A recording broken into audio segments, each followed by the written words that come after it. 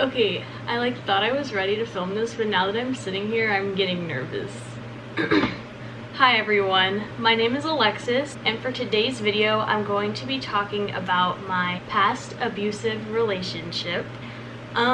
My heart is like beating out of my chest. Okay, I didn't expect to have this reaction today, but it's fine, we'll get through it. Okay, so I filmed a video a year ago over my worst fast food customer experiences, and it got way more views than I ever thought it would. And the comment section turned into a place where people came together and they could tell their horrible story times about fast food or experiences they've had. So I was really thinking, if I make this video, then my video is going to be a place where people can come and talk about maybe their abusive relationships or any sort of abuse that they have dealt with. So that's kind of why I'm filming this video today, because the comment section can be kind of like a therapeutic place for people to talk to each other, share their experiences. So I'm going to be telling a couple of story times in this video. So if you get triggered by any sort of abuse, I suggest that you click out. Go watch a different video, not this one. This happened when I was 16 and he was 19, so I was in high school and he was in college, and I was dating him, but my parents didn't know about it because I knew that they would never let me date an older guy. So I dated him secretly for about 9 months. I was living a double life, so everything that I was going through was being hidden and pretty much nobody knew about it except for like a friend or two at school that I could talk to. So let's start with the first story. I'm just gonna be telling the stories in like a, I don't know, we'll save one of the worst ones for last, so I'll kind of like build up a little, starting with the first one.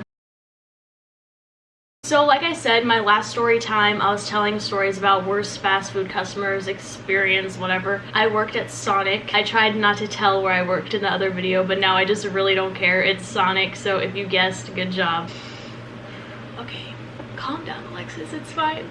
So during this first story, I worked at Sonic, and it was a very, very busy night. I don't know if you guys are aware of like the Sonic terminology, but I was the only car hop. So I was the only person that was bringing trays to people's cars, and it was way busier than they anticipated. So I was like far behind, I was stressing. I was just racing, getting trays out to people's cars as fast as I could, all by myself. Also during this time, I think this was like the day after I got back from a week-long trip in Las Vegas. So I hadn't seen him for like a week, so he decided to come to my work to say hi to me since we hadn't seen each other for a bit, and I was like excited. I was like, oh, I'm gonna see him and it's gonna be great. He texts me and he's like, I'm here, but I'm so busy, I'm slammed, like I can't walk outside and just go talk to him because again, I'm the only car hop. So what am I supposed to do? Like leave my job to go hang out with my boyfriend? Like no, that's not how it works. I ran an order out to a car and I see,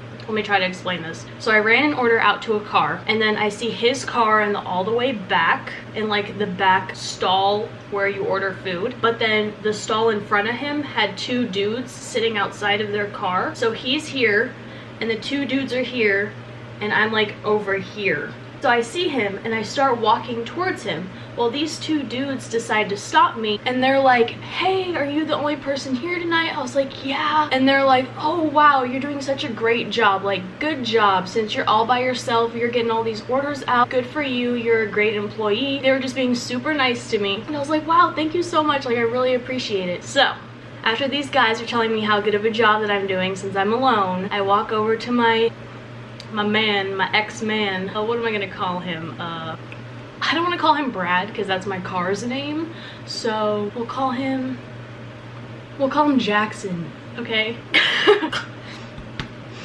I walk over to Jackson after these dudes told me how good of a job I was doing. I go to give him a hug and he like hugs me like one-handed, and he's like glaring at these dudes and I can tell that he's mad, and I was like, what's wrong? He's like, you talked to those dudes before you talked to me. How dare you walk up to them before you came over to me? I came here for you. I was waiting for you, and you have the audacity to go talk to those two guys instead of me. Like, you acknowledged them before you acknowledged me. And I was like, literally, they're customers. They called me over. I'm the only car hop here, so therefore I need to do my job and see what the customer wants. If they're calling me over, am I just supposed to look at them and be like, oh wait, no, like, sorry, my boyfriend's here?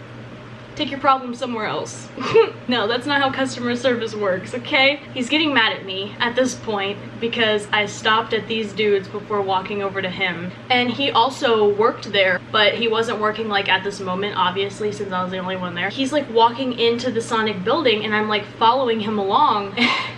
And so we get to the back of the building. My heart's racing out of my chest. I'm freaking out because I know how angry he gets. And he literally full-blown punches the wall in my place of work, in his place of work. He punches the wall and then knocks shit off the wall. He kicks this ginormous box of inventory across the room to where it hit all these other boxes. So not only did he come into my place of work acting like this, this bitch literally punches the wall and then he kicks a box of inventory across the room. Whenever he got like this, I tried to suppress my emotions down because it scared me so bad that I just tried not to react at all. I was just like, we're not doing this today, I'm leaving. So I started to walk away and he's like, no, I'm sorry, please come back, I'm sorry, which is what he always did. Girls, they're never sorry, they're not gonna change. If they act like that, they act like that. They're not going to change, okay? Keep that in mind. I really don't even remember how this story ended. It probably ended with him apologizing and me forgiving him, like always, and then us moving on to the next fight, like always.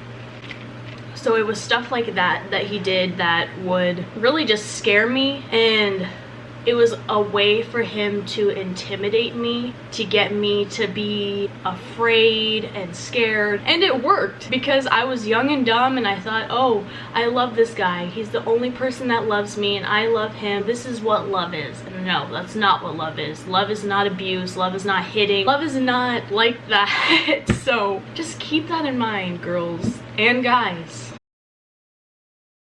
Okay, so that was kind of like a warm-up. We're gonna move on to the next one, which this one was one of the scariest moments of my life.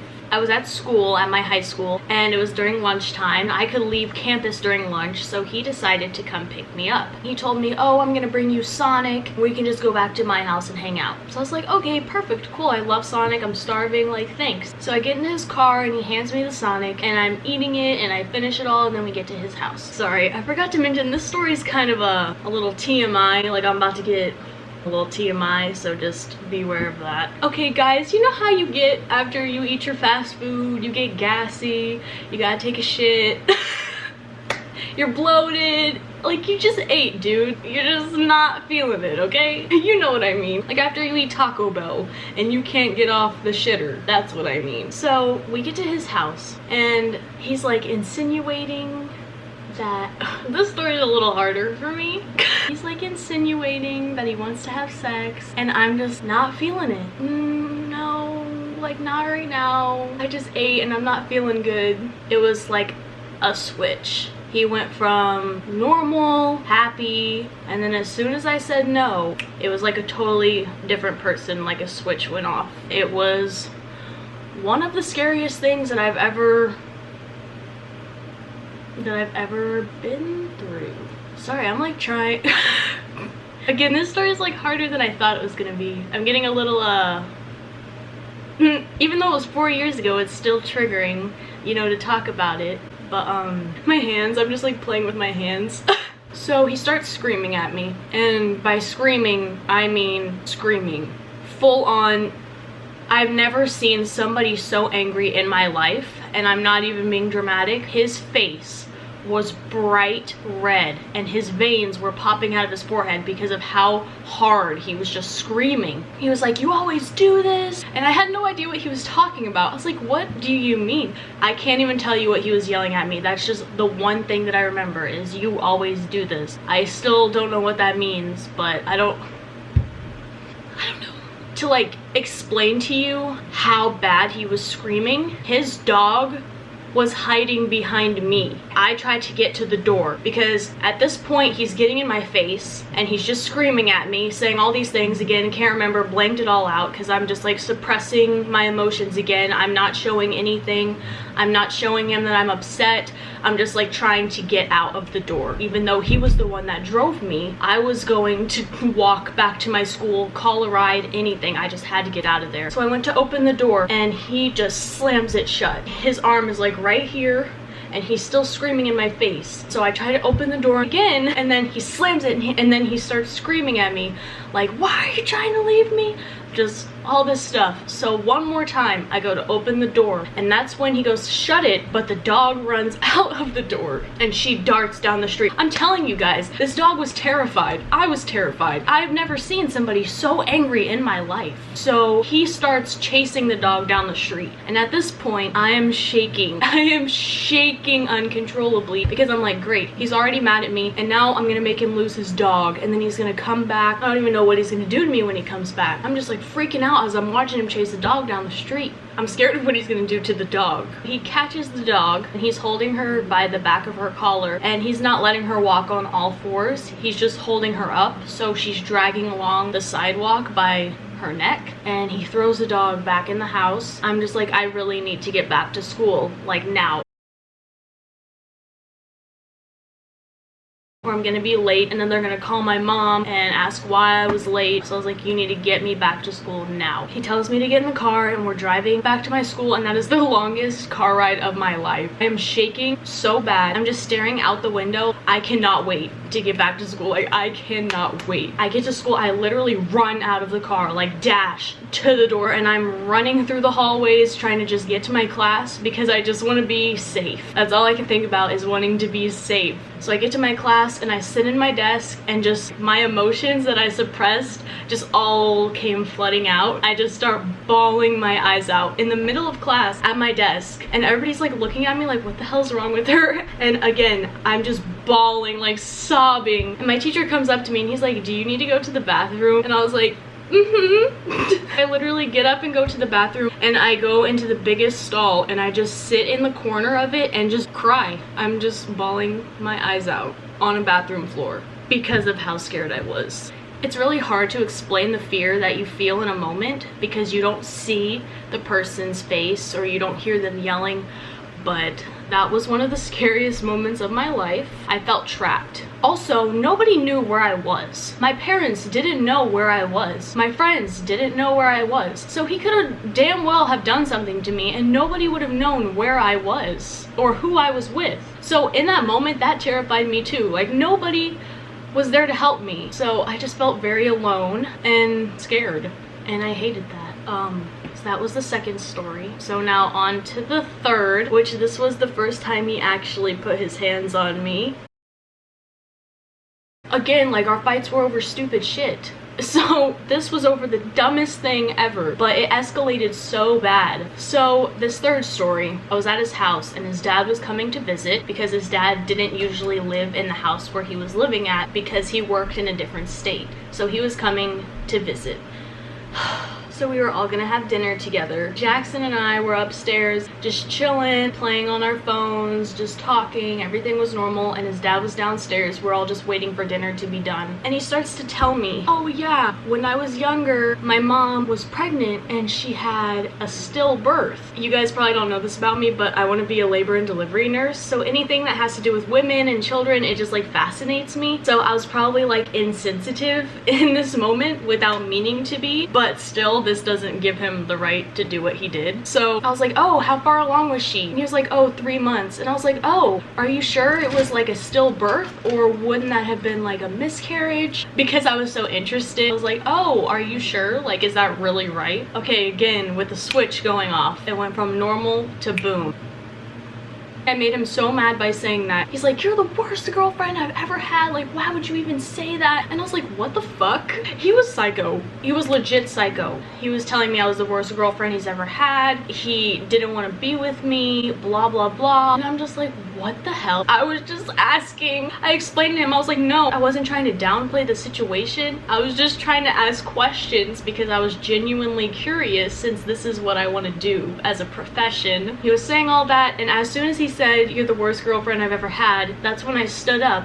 I was like, fuck this, I'm leaving. I stand up and I throw the blanket at him, and I'm like going to walk towards the door to leave, and he's like, no, you're not doing this today. So as soon as he says, no, you're not doing this today, and I go to walk towards the door and grab the doorknob to leave, I don't know like the specifics of what happened, because again, in these types of situations, your mind just blanks out and you're just like trying to survive. So as I'm reaching for the door, he's still laying on the ground and he digs his elbow into the top of my foot where all those freaking tendons or whatever they're called are. I just fall to my knees in pain because he put all of his weight into it. So as I'm on my knees, I go to like stand up again, and this is when he's standing behind me. He wraps his arms around me to where I can't move, and he slams me onto my butt, and it literally shakes the whole house because we're on the top floor. Somebody just going from standing to right on their ass. He's like holding me from behind to where I can't move my arms, and we're both laying on the floor, and I'm like screaming for him to let go of me, and he's not letting go of me. And in this moment,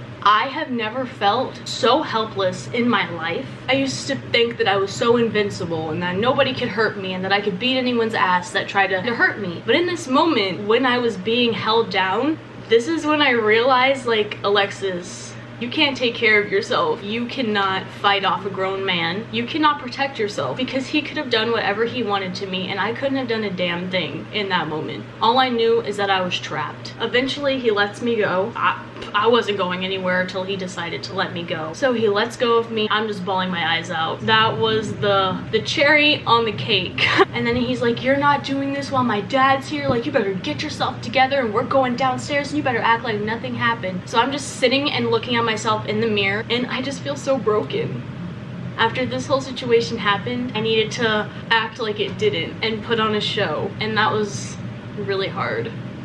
I went downstairs and I dried my tears off and acted like nothing ever happened, just like I did every other time. So those were my 3 stories. I don't know if they're interesting or not. It's more traumatic to live things than to like tell them. I hope that you guys can get something from this. If you're in a bad relationship, or if you've ever been in a bad relationship, just stop settling for dudes like that. He would always punch the wall, throw temper tantrums to scare me and intimidate me. He would always accuse me of cheating, but I never was. You know, cheaters like to accuse other people of cheating. He would always threaten me if I would be like, oh, I don't think I want to do this anymore. He would tell me he was going to kill himself every single time. Well, girls, if somebody's threatening to kill themselves, one, they're probably making it up because they don't want you to leave them. But if they're not, then you still need to do what's right for you and then get them help second, because you are the most important, not somebody that's threatening to kill themselves because you're trying to be happy. So yeah, I have tons of other stories, but those I think are like kind of the most interesting. If you're in a bad relationship, then you need to get out. If you're experiencing any of this stuff that I'm telling you, you need to get out. Thank you guys for listening to my stories. They were kind of hard to tell. I think that it'll help some of you. So if you have any stories and you'd like to talk about it, then feel free to leave them in the comments, and everybody can share their stories together and talk to each other. We can have some therapy sessions down in the comments, guys. It's good to talk about things. So yeah, bye.